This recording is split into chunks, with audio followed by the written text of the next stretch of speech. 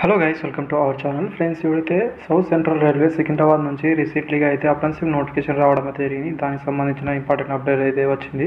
ఈ అప్రెంటిస్‌షిప్ నోటిఫికేషన్కి అయితే రిజల్ట్ అయితే రిలీజ్ అనేది చేశారు. టీవీ డేట్ అయితే ఇక్కడ ఇచ్చడం అయితే జరిగింది. పూర్తి వీడియో అయితే చూసిన ఫ్రెండ్స్, దానికి సంబంధించిన ఎవరు షార్ట్ లిస్ట్ అయ్యారు, ఎలా చూసుకోవాలి, అదేవిధంగా ఒకవేళ షార్ట్ లిస్ట్ అయితే మీరు ఏ డాక్యుమెంట్ తీసుకుని వెళ్ళాలి, ఎక్కడికి వెళ్ళాలి, అదేవిధంగా ఎప్పుడు వెళ్ళాలి, మిగతా ప్రాసెస్ కూడా క్లారిటీ అయితే చెప్తాను. వీడియో నచ్చితే లైక్, అదేవిధంగా సబ్స్క్రైబ్ అయితే చేసుకోండి. ఈ వీడియోకి అయితే 50 లైక్స్ మాత్రమే ఎక్స్ప్లెయిన్ చేస్తున్నాను. అయితే ఇలాంటి మీకు ఉపయోగపడే వీడియోస్ అయితే చేస్తుంటారు కాబట్టి ఛానల్ సబ్స్క్రైబ్ అయితే చేసుకోండి. అదేవిధంగా ఇక్కడ మీరు చూసుకుంటే ఫ్రెండ్స్, ఫస్ట్ అయితే మనం ఇక్కడ నోట్ అయితే చూద్దాం. క్యాండిడేట్ లిస్ట్ అయితే ఇవ్వడం అయితే జరిగింది. ఇక టోటల్ వెహికల్స్ అయితే 4023 వెహికల్స్ అయితే ఉండడం అయితే జరిగింది.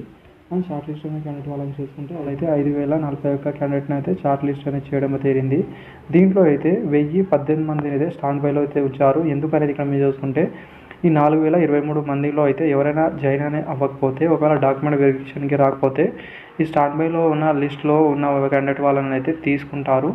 వాళ్ళకైతే సీట్ అయితే అలాట్ అనేది చేసి వాళ్ళకైతే ట్రైనింగ్ అయితే ఇవ్వడం అయితే జరుగుతుంది.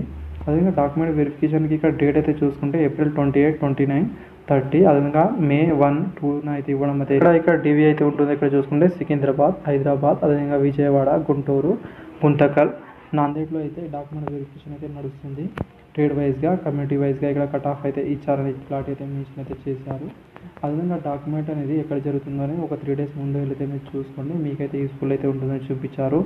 అదేవిధంగా ఇక్కడ మీకు కావాల్సిన డాక్యుమెంట్ అనేది చూసుకుంటే 10th క్లాస్ మెమో అయితే కావాల్సి అయితే ఉంటుంది. ఒరిజినల్ అయితే రిలేటివ్ మెమోస్ అయితే ఉండాల్సి అయితే ఉంటుంది. మీ దగ్గర మార్క్ షీట్ కావచ్చు, ఒరిజినల్ మెమో కావచ్చు.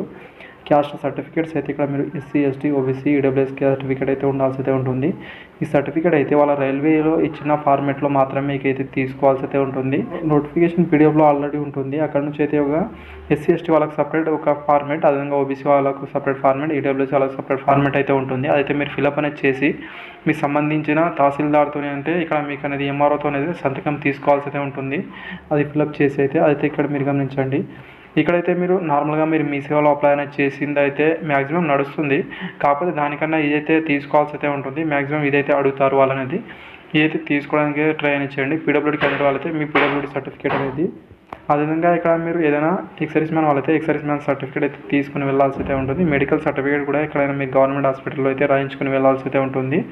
అదేవిధంగా 2 రీసెంట్ ఫొటోస్ అయితే ఉండాల్సి అయితే ఉంటుంది. అదేవిధంగా మీరు అప్రెంటిస్‌షిప్ రిజిస్ట్రేషన్లో మీరు అప్లై అయితే చేసుకున్నారు కదా, ఆ రిజిస్ట్రేషన్ ఫామ్ అయితే కూడా మీరు ప్రింట్ అయితే తీసుకుని వెళ్ళాల్సి అయితే ఉంటుంది. దీంతోపాటు మీ పైన చెప్పిన అన్ని డాక్యుమెంట్ అయితే మినిమం 2 సెట్ అయితే మీరు తీసుకొని వెళ్ళండి. అప్పుడే మీకు యూస్ఫుల్ అయితే ఉంటుంది. ఎలాంటి రిజెక్ట్ కాకుండా మళ్ళీ అక్కడ నుంచి వెళ్ళడానికి వీలు లేకుండా మీరు తొందరగా అయితే మీకు కంప్లీట్ అయితే అవుతుంది.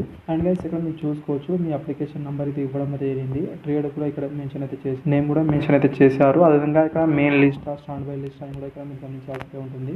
మెయిన్ లిస్ట్లో అయితే ఇక్కడ మీకు మ్యాక్సిమం అయితే సీట్ వచ్చినట్టే.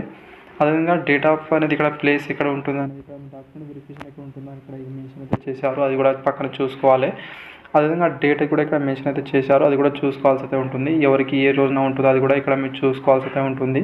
ఈ పీడిఎఫ్ అయితే మన టెలిగ్రామ్ గ్రూప్లో అయితే ఇస్తాను. అక్కడ నుంచి అయితే మీరు ఇది ఈజీగా అయితే మీరు చూసుకోవచ్చు. మీకు యూస్ఫుల్ అయితే ఉంటుంది. అదేవిధంగా ఏ ట్రేడ్లో ఎన్ని కట్ ఆఫ్ అయింది, ఎంత పర్సెంటేజ్ వెళ్ళిందో అది కూడా చూపిస్తాను. క్లారిటీ అయితే మీరు ఇక్కడ చూసేయచ్చు. పేజ్లో అయితే కట్ ఆఫ్ అయితే మెన్షన్ అయితే చేశారు. అది చూసుకోవచ్చు. ఏ ట్రేడ్కి ఎంత కట్ ఆఫ్ వెళ్ళిందో అయితే ఇక్కడ మీరు గమనించవచ్చు.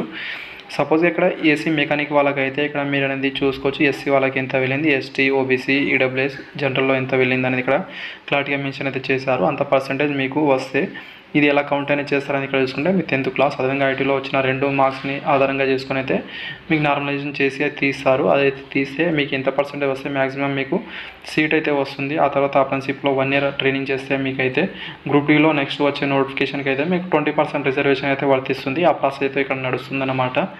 అదైతే ఇక్కడ మీరు చూడండి. ఒకవేళ మీకు అనేది ఇక్కడ అప్రెంటిస్‌షిప్ వస్తే చేయడానికి ట్రై అనేది చేయండి. తర్వాత మీకు యూస్ఫుల్ అయితే అవుతుంది. Thank you.